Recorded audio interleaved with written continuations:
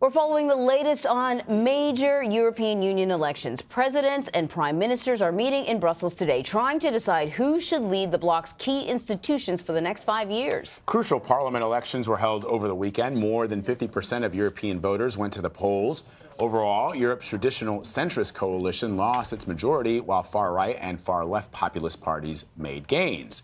Politico's Europe political editor, Ryan Heath, is following the latest from Brussels, and he joins us now. So, Ryan, a lot of people have been talking about the gains that the far-right has made in places like Italy and France, using a message of anti-immigration. But I'm also intrigued, and perhaps even more so, by the number of seats the Green Party has won. Because whereas I think that the right has made some modest gains, they can make trouble, but they can't really enact policy. It does seem to me that the Greens actually have enough votes now to actually enact policy. That's right. The Greens made huge gains in Western Europe, so essentially the richer countries in the north and the west of Europe. They're probably not going to get one of those presidency positions themselves, but they can trade their votes for much stronger climate action. So the sort of action that President Trump probably wouldn't be happy with is now on its way to be deeper embedded into what the EU is doing.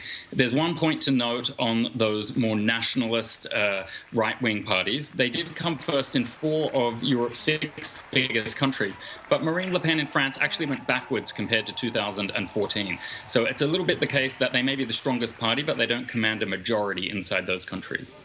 Ryan, I actually want to take a step back because, I think on this side of the pond, as we have been watching votes for Brexit or not Brexit, and now this European Union, I don't think people really understand what this vote is. So can you just sort of give it to me on the first grade level? Mm-hmm. What were people voting on or not yesterday, but what exactly is this vote? Mm-hmm. They voted for representatives to the European Parliament, which is the biggest transnational democratic body in the world. So it's the biggest election aside from India in the world, more people voting than the US presidential election, for example. But those members of the European Parliament don't control as much as a national parliament or the national congresses do in Europe. But what they do is direct a lot of the really sort of baseline things around cross-border issues. So directing migration policy, directing climate policy, directing what EU leaders are going to say at summits around the world for the United Nations and other leading bodies like the G7. But they feel very removed from the daily lives of a lot of Europeans. It's not like your local councillor, your mayor, or your national parliament or national congress. So a lot of people have really struggled to think about why they should participate in that election. And the numbers have been pretty low, a bit like your US midterms up until this vote, where we saw a real big tick up this time round. And I think that's the case that people have seen the election of President Trump. They have seen the Brexit process go on in the United Kingdom, and they've thought, hang on, we have to actually get a little bit more engaged here. And they've polarized. A lot of them want the EU to do less. They want to be out of the EU. And then the majority, but it's only about 60%, are really saying they recognize there should be some kind of European unity and that they want this project to continue.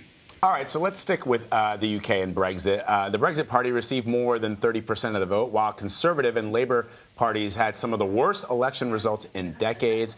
How have they been able to gain so much ground? Well, the Brexit Party have got a very charismatic leader who does have a bit of a profile over in the US, a man called Nigel Farage. And I think what Brits were really saying is that they're sick of their political establishment. So that's a very similar message to what people have been sending over in the US as well in recent elections. And they've basically said that the government has done a terrible job handling this Brexit process, that they don't trust the opposition Labour Party, which is genuinely quite a socialist party. It's not a liberal party in the US sense. It's full-on socialist. And they've said we don't really accept either of those options. So they voted in equal measure for this Brexit party, and then for 2 other minor parties, one of them the Greens and the other one a Liberal Democrat party, a bit like the Liberal Democrats that you have within the Democratic Party in the US. And they both got about 1/3 of the vote each, those 2 sections of the candidate lists. Ryan, we should point out that the Brexit Party is literally only like a handful of weeks old. That's right. Exactly, 6 weeks old. They set themselves up exactly like a corporation. So Nigel Farage, the leader, essentially is the CEO. They don't have members at all. They just have people who provide donations.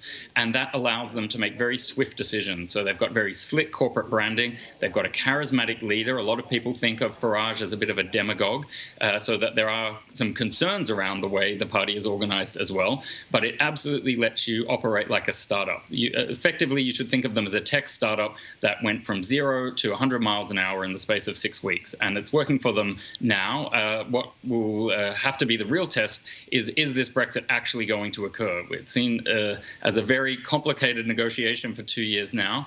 And Theresa May has lost her job as Prime Minister because she wasn't able to deliver Brexit. And now it's up to this Brexit Party to contribute something constructive rather than just shout like they have during the election campaign. Because their whole reason for existing is to remove the UK from the European Union, correct? Is that like pretty much the platform? That's all there is?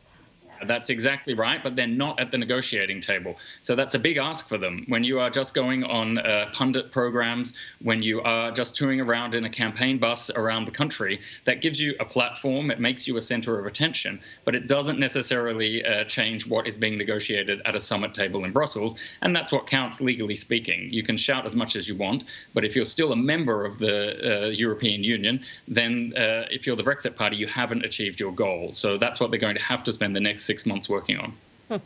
All right, really fascinating stuff. Politico's Ryan Heath, thank you. A pleasure.